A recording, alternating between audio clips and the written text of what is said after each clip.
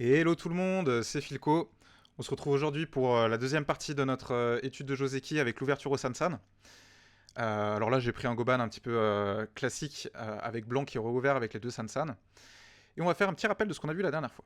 Alors la dernière fois, on avait vu que noir, ici, pour approcher un coin qui a été ouvert au Sansan par blanc, il avait l'option de jouer sur le Hoshi. Donc les deux séquences qu'on avait étudiées ensemble, je vais revenir rapidement dessus, c'est blanc bloque du côté qu'il ne veut pas, noir pousse, blanc Keima. Et ici, noir avait deux options. L'option 1, c'était de s'étendre ici, et l'option 2, c'était de tourner. Donc, dans l'option 1, hop, donc noir s'étend, blanc pouvait rajouter ce coup-là, et noir ici pouvait Tenuki, ou alors rajouter ce coup-là. Donc ça, c'est un coup qui existe aussi dans Joseki, il n'est pas obligatoire, noir peut Tenuki. Mais voilà, donc ici, on considérait en tout cas, que c'était une séquence qui était Joseki, parce que noir gagnait énormément de force en direction du centre et à l'extérieur, et blanc validait des points. Maintenant, à l'ère de l'IA, cette séquence est quand même considérée légèrement bonne pour blanc. C'est pour ça qu'elle est plus très très jouée. En tout cas, moi, quand j'essaye de jouer ce genre d'ouverture avec des joueurs beaucoup plus forts que moi à mon club, ils jouent pas cette séquence. Ici, généralement, noir va préférer bloquer. Blanc va venir faire ce Kema, et noir va venir s'étendre. Donc ça, c'était les séquences qu'on avait vues. Donc voilà un petit peu pour le rappel.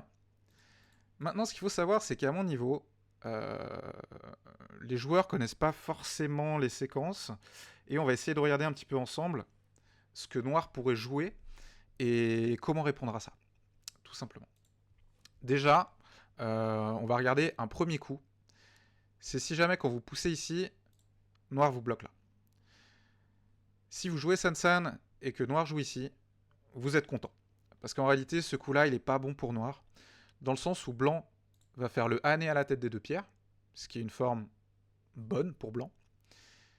Noir répond, et en réalité, ici, vous avez même le droit de faire le double hané. Donc je vais vous épargner un petit peu toutes les séquences pour vous montrer que le double hané est possible. Si jamais noir vous coupe, honnêtement, connectez, et il n'y aura pas de souci pour vous normalement si vous lisez un petit peu.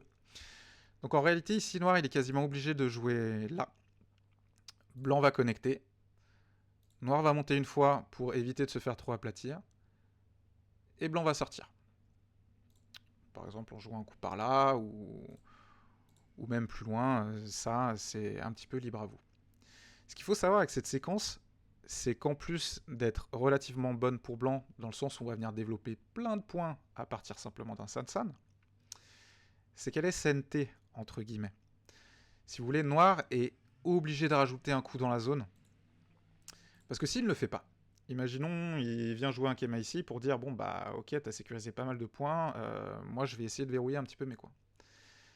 Blanc va avoir ce coup-là. Ça, c'est un coup de forme. Quand vous voyez deux pierres en obi comme ça et deux pierres en obi comme ça, généralement, le point vital, entre guillemets, ça va être celui-ci. Et en fait, quand blanc joue là, noir, ça le force un petit peu, entre guillemets, à connecter. Et en fait, on voit que là, il y a deux angles vides, c'est un zigzag. Cette forme-là pour noir est très mauvaise. Surtout que ça laisse à blanc l'occasion de s'en aller. Si noir veut pas connecter et essaye de contre-attaquer sur cette pierre, en fait, il y a un petit truc. Cette faiblesse ici en P16, elle va nous servir. Parce que blanc peut jouer ici en Q18. Et si noir essaye de déconnecter les pierres, eh ben blanc peut faire Atari, obligé à connecter, et redescendre ici. Et là, c'est un petit peu catastrophique pour noir. Hein. Cette situation-là, blanc a déjà beaucoup trop d'avance dans la partie en réalité. Et si vous jouez assez calmement et très solide, la partie risque de bien se dérouler. Bon, après, il reste encore plein de coups, mais en tout cas, vous prenez un avantage non négligeable dès le début. Donc, je remonte la séquence dès le début. Hop. Tout part de ce mauvais coup, entre guillemets, de noir. C'est année, double année, on connecte, et on sort. Et noir est obligé de revenir ici. Et même ça, là, ce résultat-là, en réalité, il est quand même bon pour blanc. Pourquoi ? Parce que blanc a la main, et peut venir jouer un gros quire. Donc voilà pour ce premier petit truc. Donc c'est pour ça que si jamais vous êtes noir et que vous devez approcher un Sansan et que vous considérez que le centre est important, ne jouez pas Q17. En revanche, vous pouvez tenter le jump ici, donc le Toby. Donc on peut jouer ici en Q14. Là, avec Q14, il va y avoir plusieurs coups qui vont être possibles pour blanc. Et le premier, pour moi, il est assez contre-intuitif, mais il est assez intéressant. Ça va être de jouer le Warikomi ici, le wedge. On va venir jouer entre les deux pierres de l'adversaire. Donc c'est un petit peu téméraire comme coup à chaque fois, parce qu'en fait on pose une pierre, et au lieu d'avoir 4 libertés, directement on n'en a plus que 2. Donc parfois ça fait un peu peur de jouer ce genre de coup. Et ce qu'il faut comprendre, c'est qu'ici, noir n'a pas le droit, entre guillemets, de faire l'Atari en R15, parce que quand blanc sort, on se rend compte que voilà, noir a des problèmes un petit peu des deux côtés, et il est obligé de venir réparer. Et en fait, cette séquence-là, c'est pareil, elle est quand même relativement bonne pour blanc. Donc noir n'a pas le droit de faire l'Atari de ce côté-là, donc il va faire de ce côté-là. Blanc connecte. Noir va venir connecter ici. On rappelle, hein, quand noir approche ici en Q16, c'est qu'il donne de l'importance au centre, qui veut beaucoup d'influence. Donc noir va venir connecter ici. Et là, c'est la fin du Joseki. Blanc peut venir jouer ailleurs, donc approcher un coin. Si jamais noir décide de venir ici, blanc a toujours cette porte de sortie là, voire même ce jump qui peut être envisagé. Et si noir décide d'aplatir de ce côté-là, blanc peut toujours sortir de ce côté-là. Donc en réalité, c'est une position qui est mi-high, je crois qu'on dit comme ça.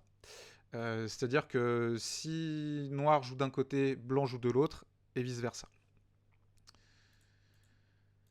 Donc voilà sur le wedge. Il y a un autre coup qui est possible pour blanc, quand noir fait ce jump, c'est de venir faire le clamp, ici la pince. Hop, de venir jouer là.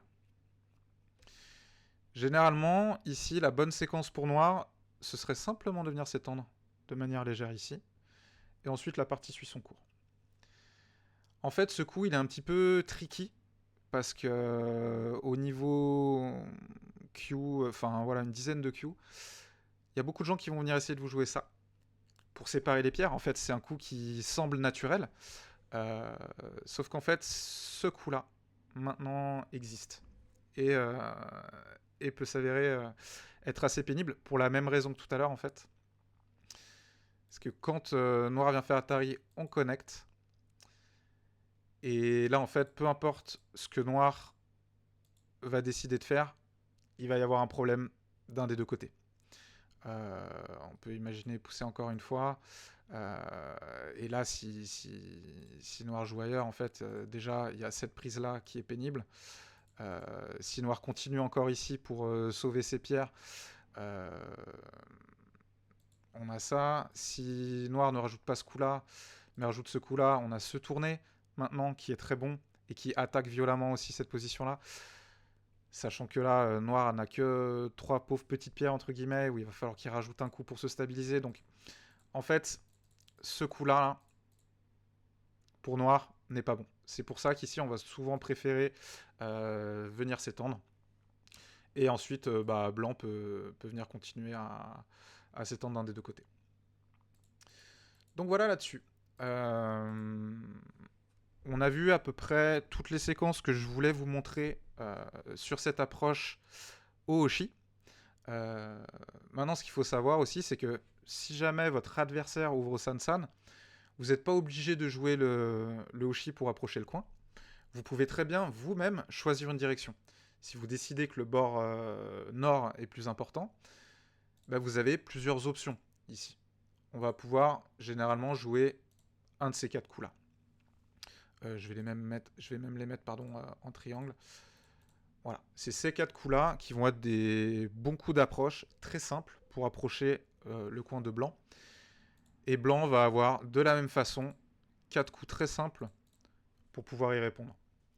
Donc ça, c'est des Joseki qui sont très simples. C'est pour ça que, aussi au niveau débutant, je vous encourage à tester l'ouverture au Sansan.